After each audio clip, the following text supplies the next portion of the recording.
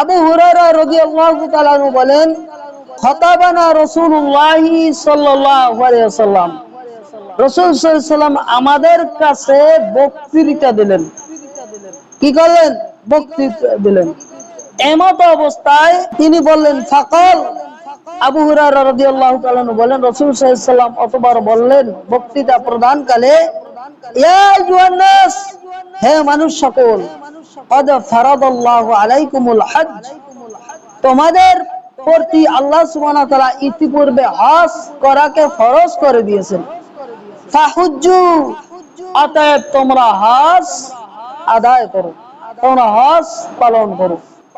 এই কথা বলার পরে নবী সাল্লাল্লাহু আলাইহি ওয়াসাল্লামের কাছে একজন সাহাবী বললেন, আকুল্লা আমিন ইয়া রাসূলুল্লাহ, হে আল্লাহর রাসূল, প্রত্যেক বছরই কি হজ আদায় করা ফরজ?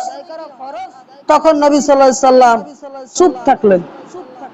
ফাসাকাতা হাত্তা ক্বালাহা সালাসান, সাহাবী তিনবার বললেন। কয়বার বললেন? তিনবার। আল্লাহর নবী, প্রত্যেক বছরই কি হজ আদায় করা ফরজ? প্রত্যেক বছরই কি হজ আদায় করা ফরজ? প্রত্যেক বছরই কি হজ আদায় করা ফরজ? এইভাবে তিনবার বললেন। নবী সাল্লাল্লাহু আলাইহি ওয়াসাল্লাম কোনো কথার উত্তর দিলেন না, চুপ থাকলেন।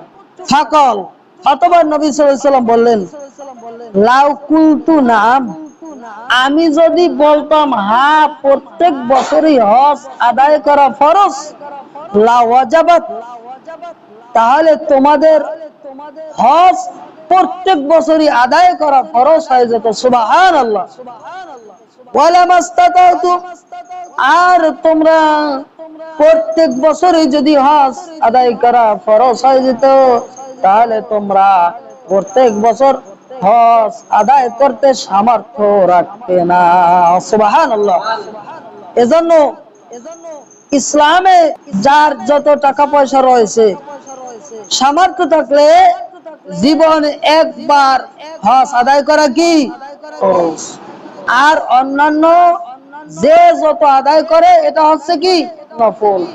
হাদিসের বর্ণনায় রয়েছে, ইবনে আব্বাস রাদিয়াল্লাহু তাআলা আনহু বলেন, আন্না আকরা ইবনে হাবিস রাদিয়াল্লাহু তাআলা আনহু, আকরা ইবনে হাবিস রাদিয়াল্লাহু তাআলা আনহু নবী সাল্লাল্লাহু আলাইহি সাল্লামকে প্রশ্ন করলেন, ইয়া রাসূলুল্লাহ, আহাজ্জু ফি কুল্লি সানাতিন আও মাররাতি ওয়াহিদা, জীবনে একবার হজ আদায় করা ফরজ না প্রত্যেক বছরই হজ আদায় করা ফরজ? তখন নবী সাল্লাল্লাহু আলাইহি সাল্লাম বলেন, বাল মাররাতা ওয়াহিদাতান, বরং জীবনে একবার হজ আদায় করা ফরজ। এরপর নবী সাল্লাল্লাহু আলাইহি সাল্লাম বলেন, ফামান জাদা ফাহুয়া তাতাউন, যদি কোন ব্যক্তি একের অধিক যে যতবার হজ আদায় করে এটা নফল হিসেবে গণ্য হয়ে যাবে। সুবহানাল্লাহ। যেই ব্যক্তির হজ ফরজ হয়ে গেছে কিন্তু হজ আদায় করে না, এরকম সমাজে আছে কি আছে না? অনেক আছে যারা অজুহাত দেখায়, যাদের হজ ফরজ হয়েছে কিন্তু তাদের মধ্যে থেকে অনেক মানুষ রয়েছে যারা অজুহাত দেখি হজ আদায় করে না। কেউ অজুহাত দেয় ছেলে আছে অথবা মেয়ে আছে, তার বিবাহ করাবে, অথবা অজুহাত দেখাচ্ছে বর উঠাইবে, অথবা অজুহাত দেখাচ্ছে, এভাবে বিভিন্ন অজুহাত দেখাচ্ছে, রোগ আছে ডাক্তার দেখাবে, এইভাবে বিভিন্ন অজুহাত দেখিয়ে হজ আদায় করে না। এইরকম সমাজে অনেক পাওয়া যায় কি যায় না? অনেক রয়েছে, কিন্তু তারা হজ আদায় করতেছে, হজ অথচ ফরজ হয়ে গেছে। নবী সাল্লাল্লাহু আলাইহি সাল্লাম বলেন, মান আরাদাল হজ্জা ফালইয়াতাআজ্জাল, যেই ব্যক্তি হজ আদায় করার ইচ্ছা পোষণ করলো, যার হজ সামর্থ্য রয়েছে, সে যেন তাড়াতাড়ি হজ আদায় করে নেয়।